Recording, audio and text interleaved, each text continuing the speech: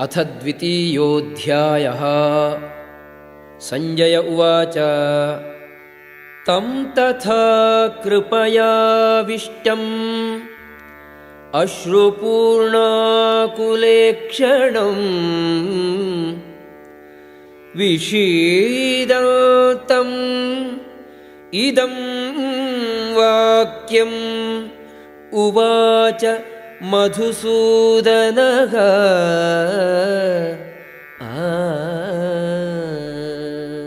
संजय ने कहा, करुणा से व्याप्त शोक युक्त अश्रुपूरित नेत्रों वाले अर्जुन को देखकर मधुसूदन कृष्ण ने ये शब्द कहे। श्री भगवानुवाच कुतस्त्वा कश्मलम् इदम् विषमे समुपस्थितम् अनार्यजुष्टम् अस्वर्ग्यम् अकीर्तिकरम् अर्जुन। श्री भगवान ने कहा, हे अर्जुन, तुम्हारे मन में यह कल्मश आया कैसे? यह उस मनुष्य के लिए तनिक भी अनुकूल नहीं है जो जीवन के मूल्य को जानता हो। इससे उच्च लोक की ही नहीं अपितु अपयश की प्राप्ति होती है।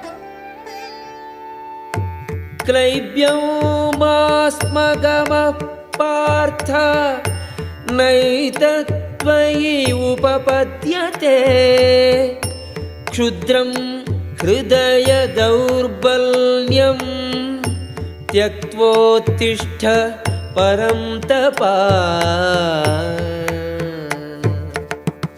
हे पृथापुत्र, इस हीन नपुंसकता को प्राप्त मत हो, यह तुम्हें शोभा नहीं देती। हे शत्रुओं के दमन करता, हृदय की क्षुद्र दुर्बलता को त्याग कर युद्ध के लिए खड़े हो।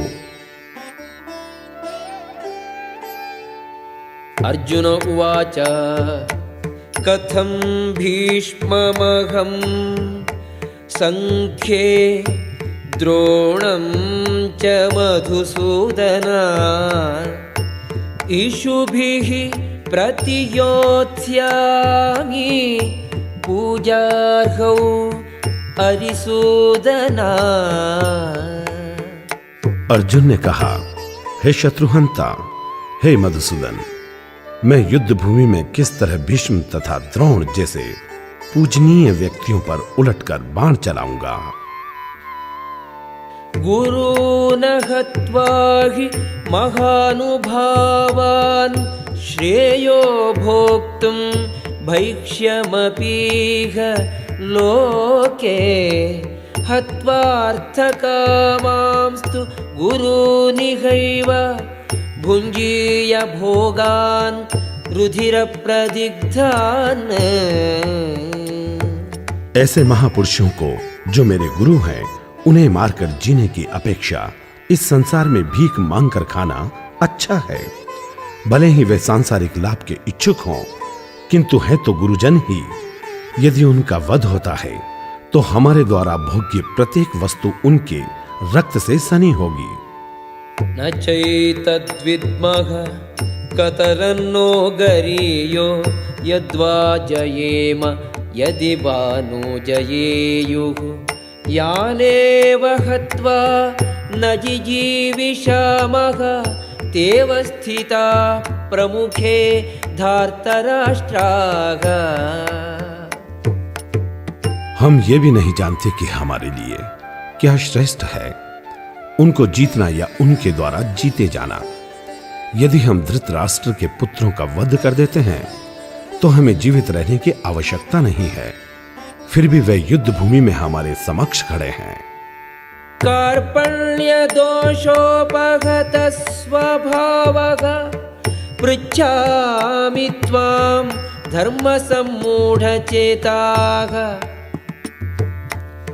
यच्छेयस्यान्निश्चितं ब्रूहि मे शिष्यस्तेऽहं शाधि मां त्वां प्रपन्नम्। अब मैं अपनी कृपण दुर्बलता के कारण अपना कर्तव्य भूल गया हूं और सारा धैर्य खो चुका हूं। ऐसी अवस्था में मैं आपसे पूछ रहा हूं कि जो मेरे लिए श्रेष्ठकर हो उसे निश्चित रूप से बताएं। अब मैं आपका शिष्य हूं और आपका शरणागत हूं, कृपया मुझे उपदेश दें। न हि प्रपश्यामि ममापनुद्यात् यच्छोकमुच्छोषणम् इन्द्रियाणाम् अवाप्य भूमौ असपत्नं वृद्धं राज्यं सुराणामपि चाधिपत्यम्। मुझे ऐसा कोई साधन नहीं दिखता जो मेरी इंद्रियों को सुखाने वाले इस शोक को दूर कर सके। स्वर्ग पर देवताओं के आधिपत्य की तरह इस धन धान्य संपन्न सारी पृथ्वी पर निष्कंटक राज्य प्राप्त करके भी मैं इस शोक को दूर नहीं कर सकूंगा। संजय उवाच एवमुक्त्वा हृषीकेशं गुडाकेशः परं तपः न योत्स्ये इति गोविन्दम् उक्त्वा तूष्णीं बभूवः। संजय ने कहा, इस प्रकार कहने के बाद शत्रुओं का दमन करने वाला अर्जुन कृष्ण से बोला, हे गोविंद, मैं युद्ध नहीं करूंगा, और चुप हो गया। तमुवाच हृषीकेशः प्रहसन्निव भारत सेनयोरुभयोर्मध्ये विषीदन्तमिदं वचः।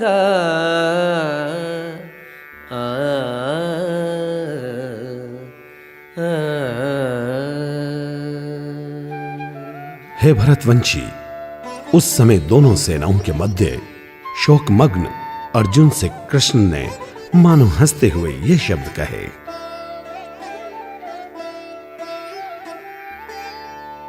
श्री भगवानुवाच अशोच्यानन्वशोचस्त्वं प्रज्ञावादांश्च भाषसे गतासून् अगतासूंश्च नानुशोचन्ति पंडिताः। श्री भगवान ने कहा, तुम पांडित्यपूर्ण वचन कहते हुए उनके लिए शोक कर रहे हो जो शोक करने योग्य नहीं हैं। जो विद्वान होते हैं वे न तो जीवित के लिए न ही मृत के लिए शोक करते हैं। न त्वेवाहं जातुनासं न त्वं नेमे जनाधिपाः न चैव न भविष्यामः सर्वे वयमतः परम्। ऐसा कभी नहीं हुआ कि मैं न रहा हूं या तुम न रहे हो, अथवा ये समस्त राजा न रहे हो, और न ऐसा है कि भविष्य में हम लोग नहीं रहेंगे।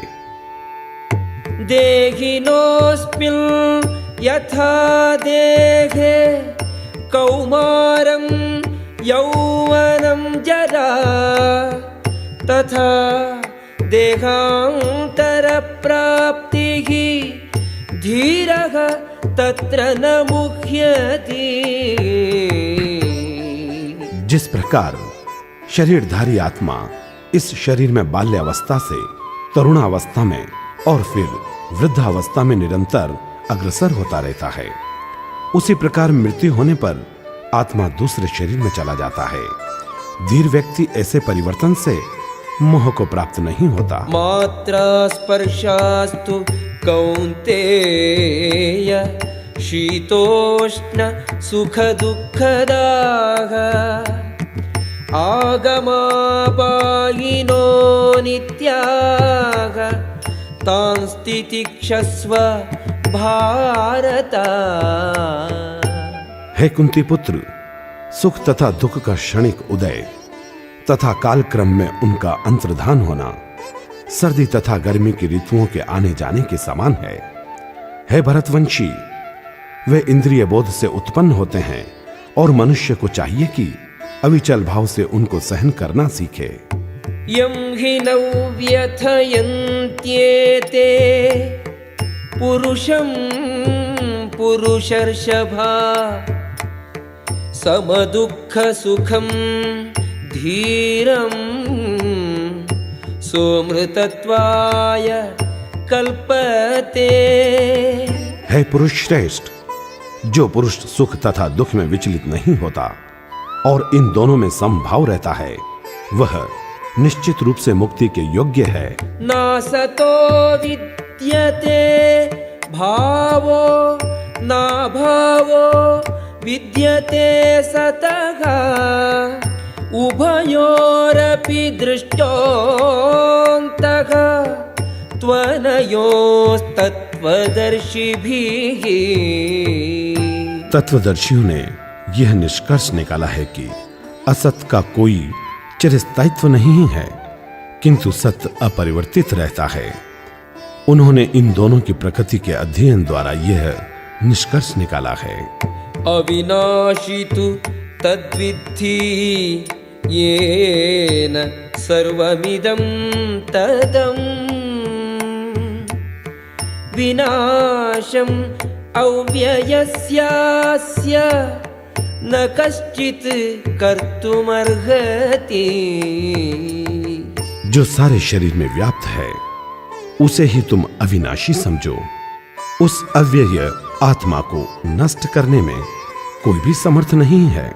अंतवंत इमे देहा नित्यस्योक्ताः शरीरिणः अनाशिनो प्रमेयस्य तस्माद्युध्यस्व भारत। अविनाशी, अप्रमेय तथा शाश्वत जीव के भौतिक शरीर का अंत अवश्यंभावी है। अतः है भरतवंशी, युद्ध करो। येनं वेत्ति हन्तारं यश्चैनं मन्यते हतम् उभौ तौ न विजानीतो नायं हन्ति न हन्यते। जो इस जीवात्मा को मारने वाला समझता है तथा जो इसे मरा हुआ समझता है, वे दोनों ही अज्ञानी हैं, क्योंकि आत्मा न तो मारता है और न मारा जाता है। न जायते म्रियते वा कदाचित् नायं भूत्वा भविता वा न भूयः अजो नित्यः शाश्वतोऽयं पुराणो न हन्यते हन्यमाने शरीरे।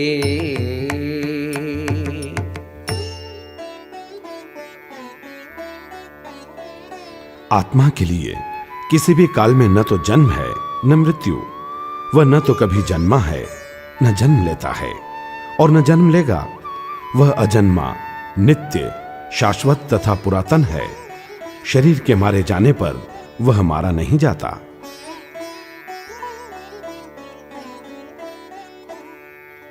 वेदाविनाशिनं नित्यं येनम् अजम् अव्ययं कथं स पुरुषः पार्थ कं घातयति हन्ति कम्। हे पार्थ, जो जानता है कि आत्मा अविनाशी, अजन्मा, शाश्वत तथा अव्यय है, वह किसी को कैसे मार या मरवा सकता है। वासांसि जीर्णानि यथा विहाय नवानि गृह्णाति नरोपराणि तथा शरीराणि विहाय जीर्णानि अन्यानि संयाति नवानि देहि। जिस प्रकार मनुष्य पुराने वस्त्रों को त्याग कर नए वस्त्र धारण करता है, उसी प्रकार आत्मा पुराने तथा व्यर्थ के शरीरों को त्याग कर नवीन भौतिक शरीर धारण करता है। नैनं छिन्दन्ति शस्त्राणि नैनं दहति पावकः न चैनं क्लेदयन्त्यापो न शोषयति मारुतः। यह आत्मा न तो कभी किसी शस्त्र द्वारा खंड खंड किया जा सकता है, न अग्नि द्वारा जलाया जा सकता है, न जल द्वारा भिगोया या वायु द्वारा सुखाया जा सकता है। अच्छेद्योऽयम् अदाह्योऽयम् अक्लेद्यो शोष्य एव च नित्यः सर्वगतः स्थाणुः अचलोऽयं सनातनः। यह आत्मा अखंडित तथा अघुलनशील है। इसे न तो जलाया जा सकता है, न ही सुखाया जा सकता है। यह शाश्वत, सर्वव्यापी, अविकारी, स्थिर तथा सदैव एक सा रहने वाला है।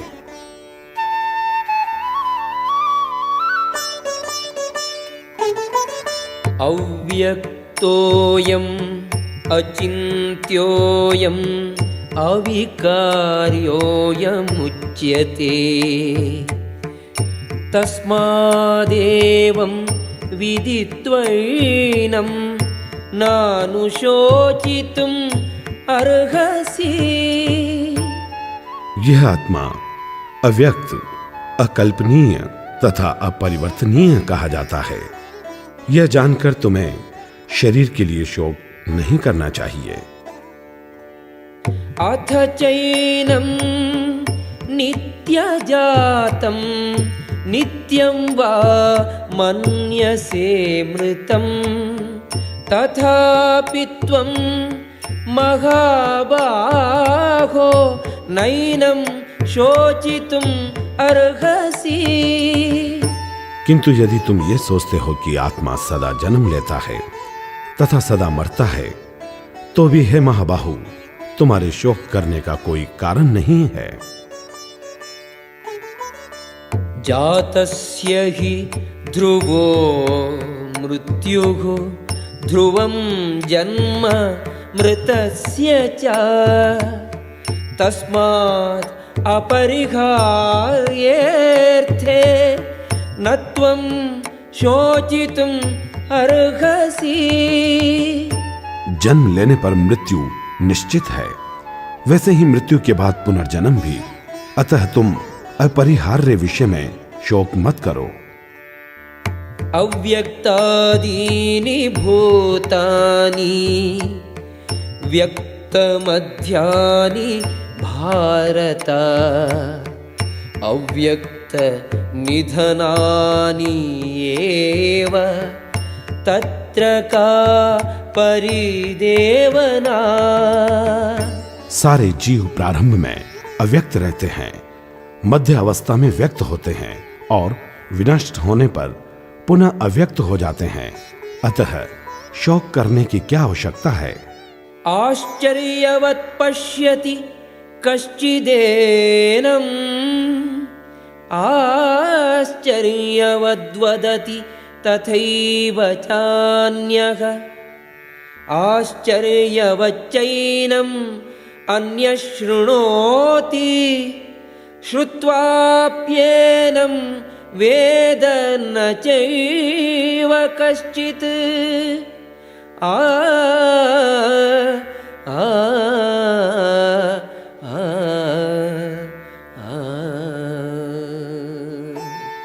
कोई आत्मा को आश्चर्य से देखता है, कोई इसे आश्चर्य की तरह बताता है तथा कोई इसे आश्चर्य की तरह सुनता है, किंतु कोई कोई इसके विषय में सुनकर भी कुछ नहीं समझ पाते।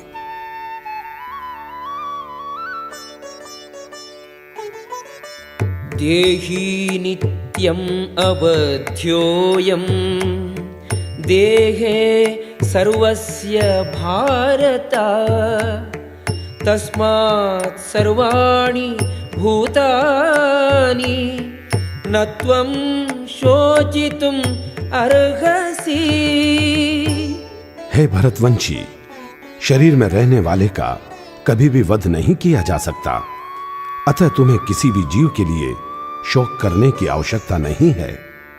स्वधर्ममपि चावेक्ष्य न विकम्पितुम् अर्हसि।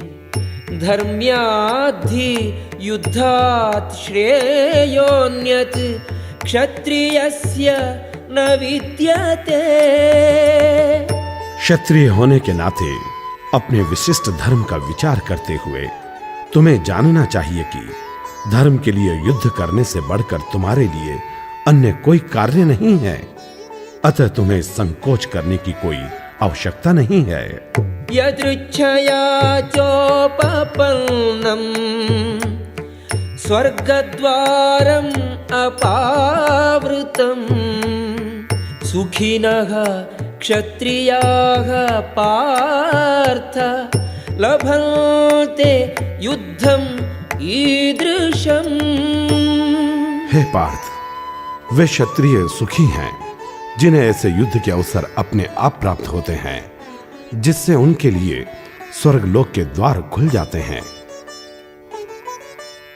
अथ चेत्त्वमिमं धर्म्यम् संग्रामं न करिष्यसि ततः स्वधर्मं कीर्तिं च हित्वा पापम् अवाप्स्यसि। किंतु यदि तुम युद्ध करने के स्वधर्म को संपन्न नहीं करते तो तुम्हें निश्चित रूप से अपने कर्तव्य की उपेक्षा करने का पाप लगेगा और तुम योद्धा के रूप में भी अपना यश खो दोगे। अकीर्तिं चापि भूतानि कथयिष्यन्ति ते व्ययाम् संभावितस्य च अकीर्तिः मरणात् अतिरिच्यते। लोग सदैव तुम्हारे अपयश का वर्णन करेंगे और सम्मानित व्यक्ति के लिए अपयश तो मृत्यु से भी बढ़कर है। भयाद्रणात् उपरतं मंस्यन्ते त्वां महारथाः येषां च त्वं बहुमतो भूत्वा यास्यसि लाघवम्। जिन जिन महान योद्धाओं ने तुम्हारे नाम तथा यश को सम्मान दिया है, वे सोचेंगे कि तुमने डर के मारे युद्ध भूमि छोड़ दी है और इस तरह वे तुम्हें तुच्छ मानेंगे। अवाच्यवादांश्च बहून् वदिष्यन्ति तवाहिताः न्यूदन्तस्तव सामर्थ्यम् ततो दुःखतरं नु किम्। तुम्हारे शत्रु अनेक प्रकार के कटु शब्दों से तुम्हारा वर्णन करेंगे और तुम्हारी सामर्थ्य का उपहास करेंगे। तुम्हारे लिए इससे दुखदाई और क्या हो सकता है। हतो वा प्राप्स्यसि स्वर्गम् जित्वा वा भोक्ष्यसे महीम् तस्मात् उत्तिष्ठ कौन्तेय युद्धाय कृतनिश्चयः। हे कुंती पुत्र, तुम यदि युद्ध में मारे जाओगे तो स्वर्ग प्राप्त करोगे, या यदि तुम जीत जाओगे तो पृथ्वी के साम्राज्य का भोग करोगे। अतः दृढ़ संकल्प करके खड़े हो और युद्ध करो। सुख दुःखे समे कृत्वा लाभालाभौ जयाजयौ ततो युद्धाय युज्यस्व नैवं पापम् अवाप्स्यसि। तुम सुख या दुख, हानि या लाभ, विजय या पराजय का विचार किए बिना युद्ध के लिए युद्ध करो। ऐसा करने पर तुम्हें कोई पाप नहीं लगेगा। येषा ते अभिहिता सांख्ये बुद्धिः योगे तु इमां शृणु बुद्ध्या युक्तो यया पार्थ कर्मबन्धं प्रहास्यसि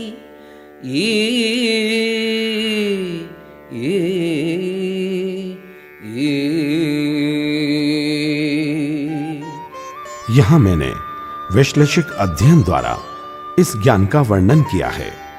अब निष्काम भाव से कर्म करना बता रहा हूं, उसे सुनो। हे पृथापुत्र, तुम यदि ऐसे ज्ञान से कर्म करोगे तो तुम कर्मों के बंधन से अपने को मुक्त कर सकते हो। नेहाभिक्रमनाशोऽस्ति प्रत्यवायो न विद्यते स्वल्पमप्यस्य धर्मस्य त्रायते महतो भयात्। इस प्रयास में न तो हानि होती है न ही ह्रास, अपितु इस पथ पर की गई अल्प प्रगति भी महान भय से रक्षा कर सकती है। व्यवसायात्मिका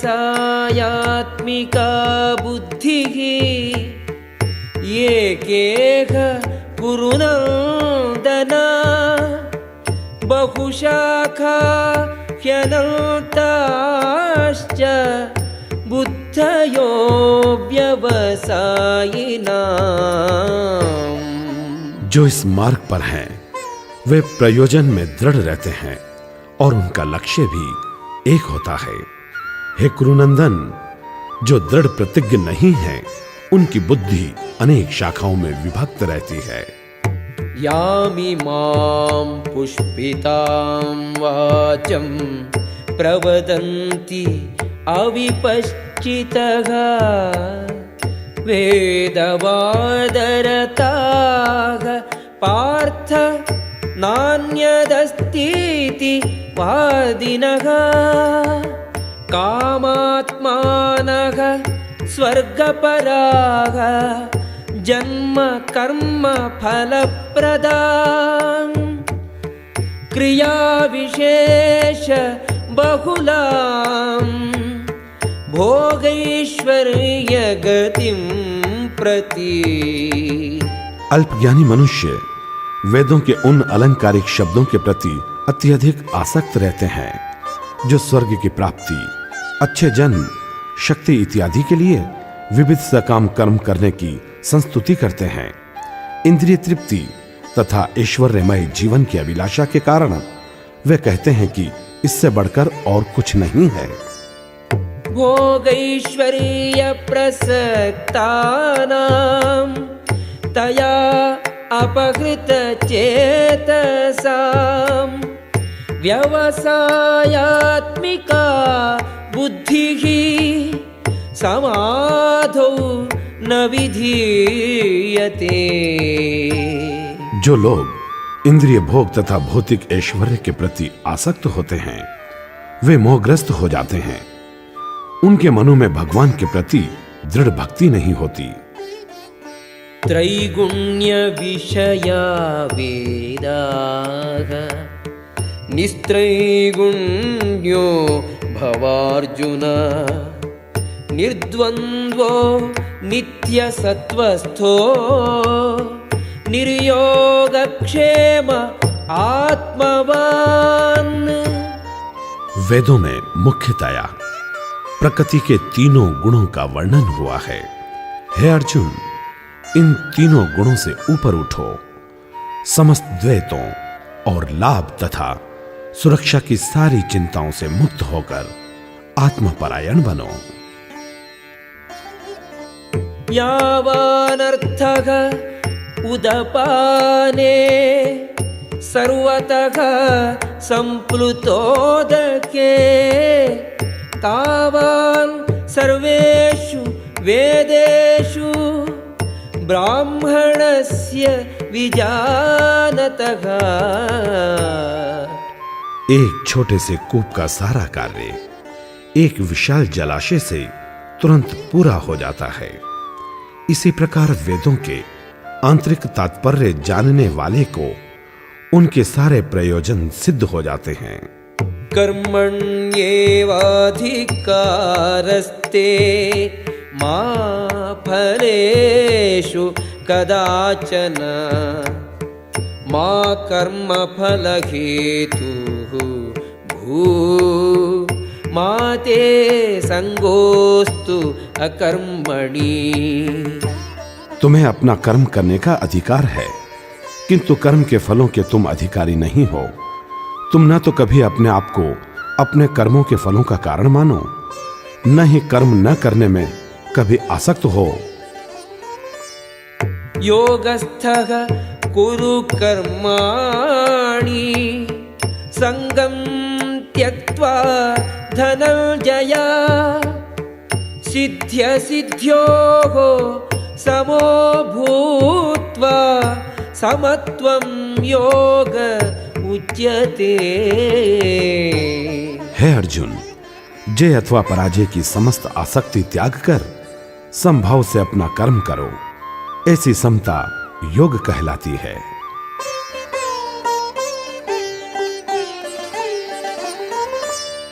दूरेण ह्यवरं कर्म बुद्धियोगात् धनञ्जय बुद्धौ शरणम् अन्विच्छ कृपणाः फलहेतवः। हे धनंजय, भक्ति के द्वारा समस्त ग्रहित कर्मों से दूर रहो और उसी भाव से भगवान की शरण ग्रहण करो। जो व्यक्ति अपने सकाम कर्म फलों को भोगना चाहते हैं वे कृपण हैं। बुद्धियुक्तो जगातीह उभे सुकृत दुष्कृते तस्माद्योगाय युज्यस्व योगः कर्मसु कौशलम्। भक्ति में संलग्न मनुष्य इस जीवन में ही अच्छे तथा बुरे कार्यों से अपने को मुक्त कर लेता है। अतः योग के लिए प्रयत्न करो, क्योंकि सारा कार्य कौशल यही है। कर्मजं बुद्धियुक्ता हि फलं त्यक्त्वा मनीषिणः जन्मबन्धविनिर्मुक्ताः पदं गच्छन्ति अनामयम्। इस तरह भगवत भक्ति में लगे रहकर बड़े बड़े ऋषि मुनि अथवा भक्तगण अपने आप को इस भौतिक संसार में कर्म के फलों से मुक्त कर लेते हैं। इस प्रकार वे जन्म मृत्यु के चक्र से छूट जाते हैं और भगवान के पास जाकर उस अवस्था को प्राप्त करते हैं जो समस्त दुखों से परे है। यदा ते मोहकलिलं बुद्धिः व्यतितरिष्यति तदा गन्तासि निर्वेदं श्रोतव्यस्य श्रुतस्य च। जब तुम्हारी बुद्धि मोह रूपी सघन वन को पार कर जाएगी तो तुम सुने हुए तथा सुनने योग्य सबके प्रति अन्य मनसक हो जाओगे। श्रुति विप्रतिपन्ना ते यदा स्थास्यति निश्चला समाधौ अचला बुद्धिः तदा योगम अवाप्स्यसि। जब तुम्हारा मन वेदों की अलंकारमयी भाषा से विचलित न हो और वह आत्म साक्षात्कार की समाधि में स्थिर हो जाए, तब तुम्हें दिव्य चेतना प्राप्त हो जाएगी। अर्जुन उवाच स्थितप्रज्ञस्य का भाषा समाधिस्थस्य केशव स्थितधीः किं प्रभाषेत किमासीत व्रजेत किम्। अर्जुन ने कहा, हे कृष्ण, अध्यात्म में लीन चेतना वाले व्यक्ति के क्या लक्षण हैं? वह कैसे बोलता है तथा उसकी भाषा क्या है? वह किस तरह बैठता और चलता है? श्री भगवानुवाच प्रजहाति यदा कामान् सर्वान् पार्थ मनोगतान् आत्मन्येवात्मना तुष्टः स्थितप्रज्ञः तदोच्यते। श्री भगवान ने कहा, हे पार्थ, जब मनुष्य मनोधर्म से उत्पन्न होने वाली इंद्रिय तृप्ति की समस्त कामनाओं का परित्याग कर देता है और जब इस तरह से विशुद्ध हुआ उसका मन आत्मा में संतोष प्राप्त कर लेता है, तो वह विशुद्ध दिव्य चेतना को प्राप्त कहा जाता है।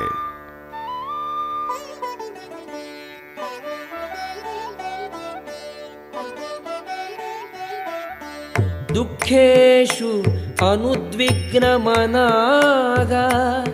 सुखेषु विगतस्पृहः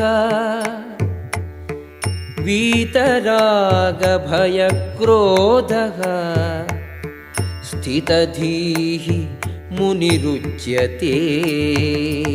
जो त्रय तापों के होने पर भी मन में विचलित नहीं होता अथवा सुख में प्रसन्न नहीं होता और जो आसक्ति, भय तथा क्रोध से मुक्त है, वह स्थिर मन वाला मुनि कहलाता है।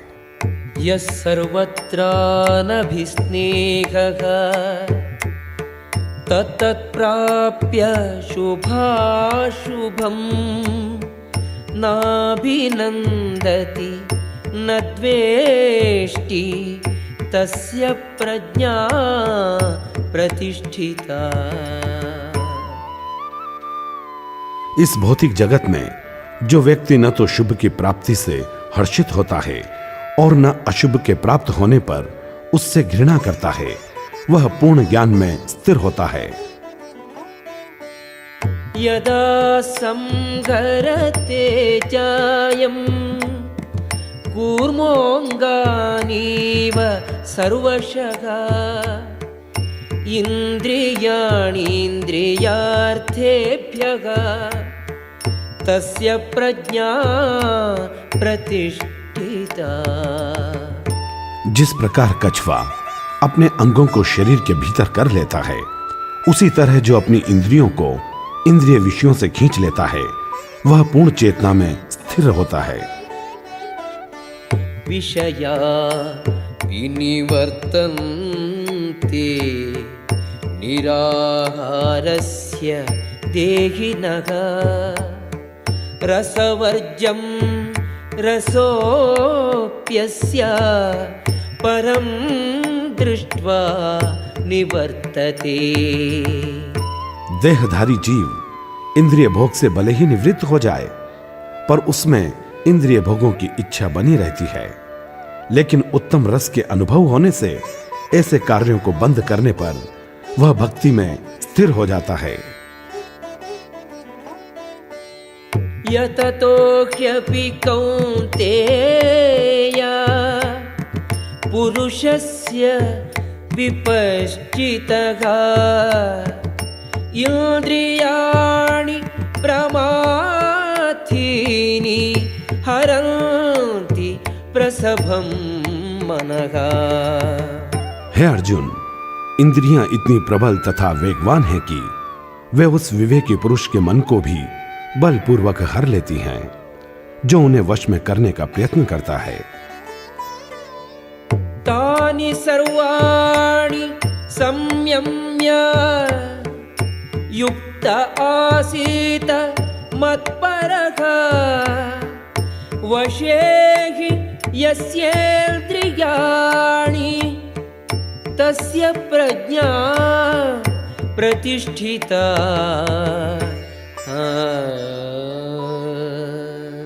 जो इंद्रियों को पूर्णतया वश में रखते हुए इंद्रिय संयमन करता है और अपनी चेतना को मुझ में स्थिर कर देता है, वह मनुष्य स्थिर बुद्धि कहलाता है। ध्यायतो विषयान् पुंसः सङ्गस्तेषूपजायते सङ्गात् संजायते कामः कामात् क्रोधोऽभिजायते। इंद्रिय विषयों का चिंतन करते हुए मनुष्य की उनमें आसक्ति उत्पन्न हो जाती है और ऐसी आसक्ति से काम उत्पन्न होता है और फिर काम से क्रोध प्रकट होता है। क्रोधात् भवति सम्मोहः सम्मोहात् स्मृतिविभ्रमः स्मृतिभ्रंशात् बुद्धिनाशो बुद्धिनाशात् प्रणश्यति।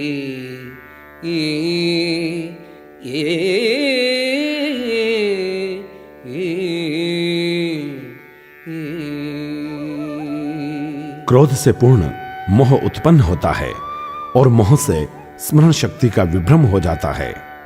जब स्मरण शक्ति भ्रमित हो जाती है तो बुद्धि नष्ट हो जाती है और बुद्धि नष्ट होने पर मनुष्य भवकूप में पुनः गिर जाता है। रागद्वेष वियुक्तैस्तु विषयान् इन्द्रियैश्चरन् आत्मवश्यैः विधेयात्मा प्रसादम् अधिगच्छति। किंतु समस्त राग तथा द्वेष से मुक्त एवं अपनी इंद्रियों को संयम द्वारा वश में करने में समर्थ व्यक्ति भगवान की पूर्ण कृपा प्राप्त कर सकता है। प्रसादे सर्वदुःखानां हानिरस्योपजायते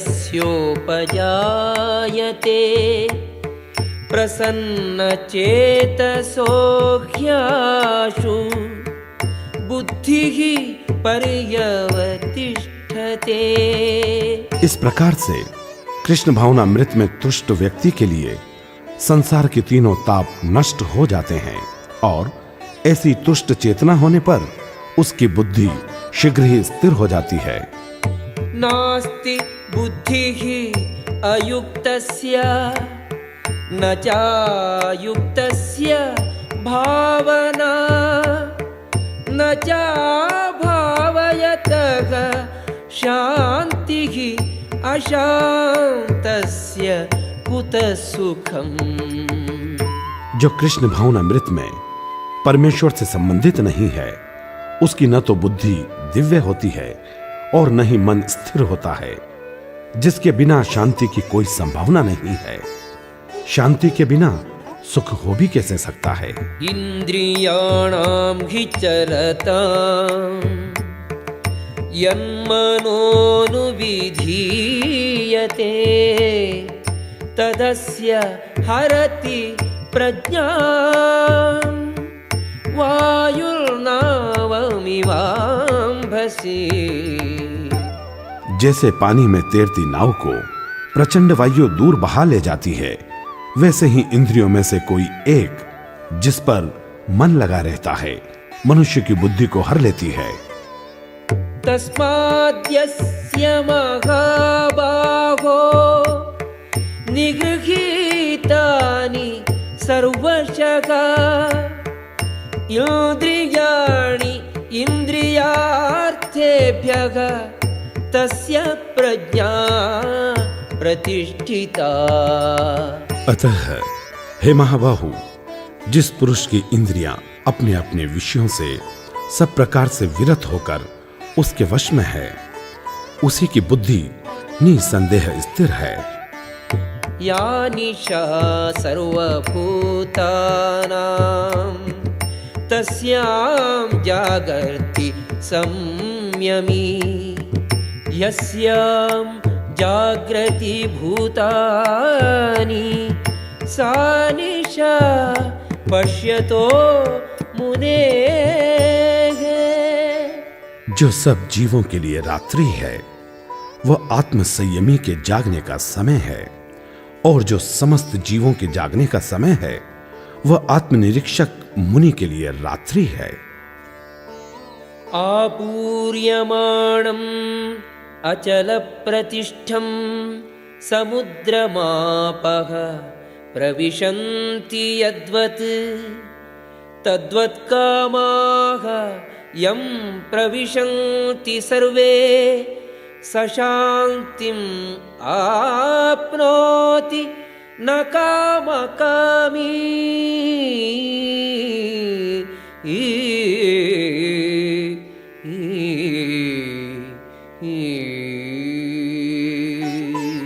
जो पुरुष समुद्र में प्रवेश करने वाली इच्छाओं के प्रवाह से विचलित नहीं होता और स्थिर रहता है, वही शांति प्राप्त करता है, वह नहीं जो इच्छाओं की पूर्ति करता हो। विहाय कामान् यः सर्वान् पुमांश्चरति निःस्पृहः निर्ममो निरहंकारः स शान्तिम् अधिगच्छति।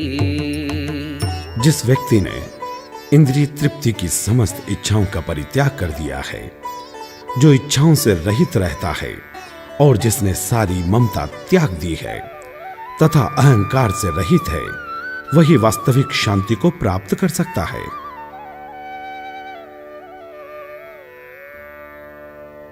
एषा ब्राह्मी स्थितिः पार्थ नैनां प्राप्य विमुह्यति स्थित्वा स्याम् अन्तकालेऽपि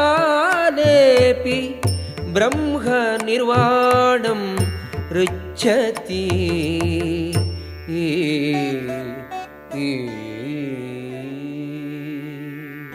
यह आध्यात्मिक तथा ईश्वरीय जीवन का पथ है, जिसे प्राप्त करके मनुष्य मोहित नहीं होता।